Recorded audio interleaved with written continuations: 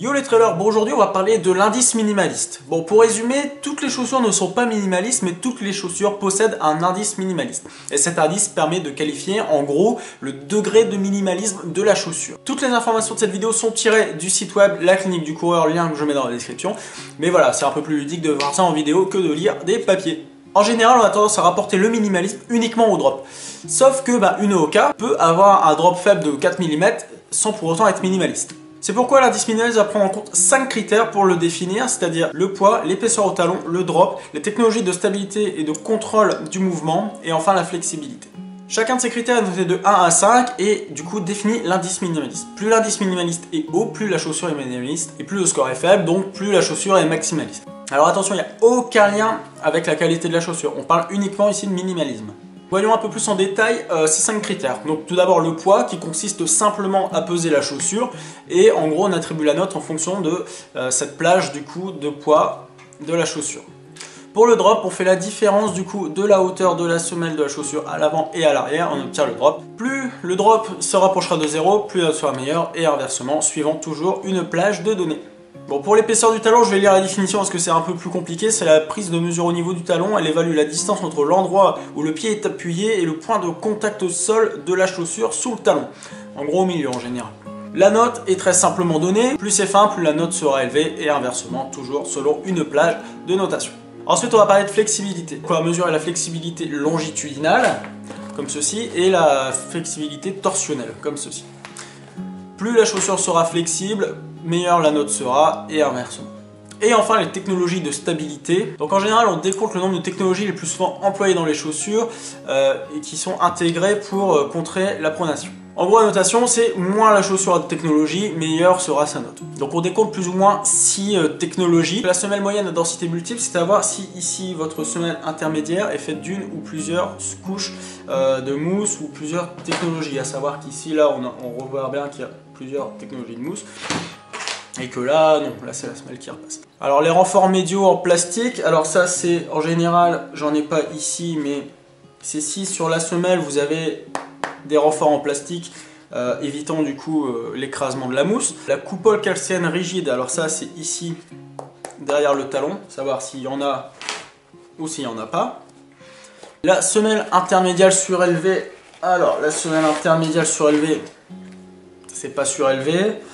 Est-ce que j'ai une chaussure où c'est surélevé? Ah là c'est surélevé, voilà, en gros, pour schématiser.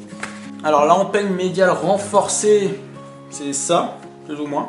En gros, il y a vraiment une technologie qui vient ici, qui vise à renforcer du coup l'empeigne médiale. Et l'élargissement médial de la semelle moyenne et externe. En gros, ici, à savoir si votre semelle externe dépasse en gros de votre semelle interne. Ce qui est le cas ici, ce qui est le cas ici. Ce qui n'est pas le cas ici. Donc pour revenir du coup sur les critères, le poids, ça c'est simplement la balance. Le drop, toujours la différence entre l'avant et l'arrière.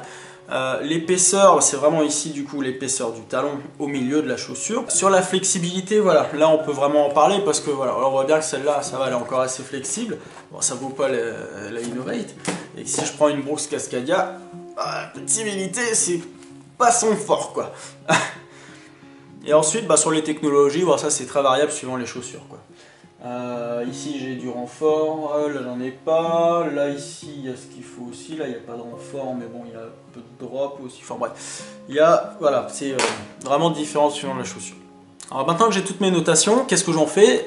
On se connecte sur le site de la Clinique du Coureur, que je mets en lien dans la description. Vous mettez toutes vos notes, vous mettez du coup la petite moulinette en route et ça va vous donner un indice minimaliste. Donc l'indice minimaliste, comme on l'a dit au début, c'est un pourcentage de minimalisme allant de 0 à 100%. Sachant qu'une sandale, ça va être 100% et qu'une Hoka, ça va être un peu plus dans les 40%. Une petite note comme ça aussi, l'indice minimaliste ne se limite pas aux chaussures de trail, c'est vraiment aussi aux chaussures de running, donc toutes les chaussures, disons de sport pour courir. À savoir que, voilà, là, juste à titre d'information, la Innovate ici, la X-Talon 225, a un indice minimaliste de 68%.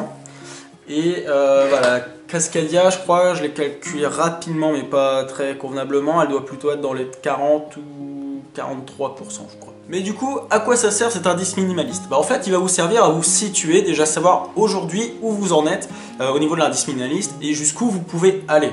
En général, on préférera faire des pas d'indice en pourcentage de l'ordre de 10%. sachant qu'il faut à peu près un mois pour un pas de 10%. Donc il est conseillé de faire au maximum des pas de 20%, mais voilà, il est quand même préférable de faire des pas de 10%. Et surtout rester à l'écoute de votre corps, c'est-à-dire que si en un mois vous n'avez pas encore la pleine maîtrise de votre chaussure, allongez la période d'adaptation de votre foulée à votre nouvelle chaussure. Donc en général, on considère l'indice minimaliste pour passer d'une chaussure moins minimaliste à une chaussure plus minimaliste, mais ça marche très bien également dans l'autre sens, c'est-à-dire que si on veut passer une chaussure minimaliste à moins minimaliste, donc plus maximaliste, il faut aussi prendre en compte ces temps d'adaptabilité de la chaussure. Bon, bien sûr, comme vous le savez, si je vais trop vite dans ma progression en indice minimaliste, donc si je vais vers une chaussure plus minimaliste, je vais avoir des douleurs au niveau du pied, du talon, du tendon d'Achille et du mollet. Et inversement, si je vais trop vite vers une chaussure plus maximaliste, je vais avoir des douleurs au niveau du dos, de la hanche et des cervicales et des lombaires. Donc comme on le dit, restez à l'écoute de votre corps et allongez les délais de transition si nécessaire. Une dernière petite chose, si vous êtes à l'aise dans vos chaussures, aujourd'hui, il n'y a pas de raison d'aller vers une chaussure plus minimaliste ou moins minimaliste. Situez-vous par curiosité, mais rien ne vous engage à aller vers une chaussure plus minimaliste ou moins minimaliste. Si vous êtes bien aujourd'hui dans les chaussures que vous êtes et dans votre foulée, restez comme ça. Il n'y a pas de raison de changer.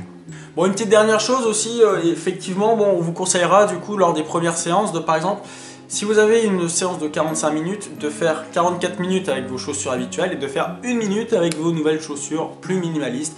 La deuxième séance, ce sera 43 minutes et 2. La troisième séance, du coup, ce sera 42 minutes et 3 et ainsi de suite.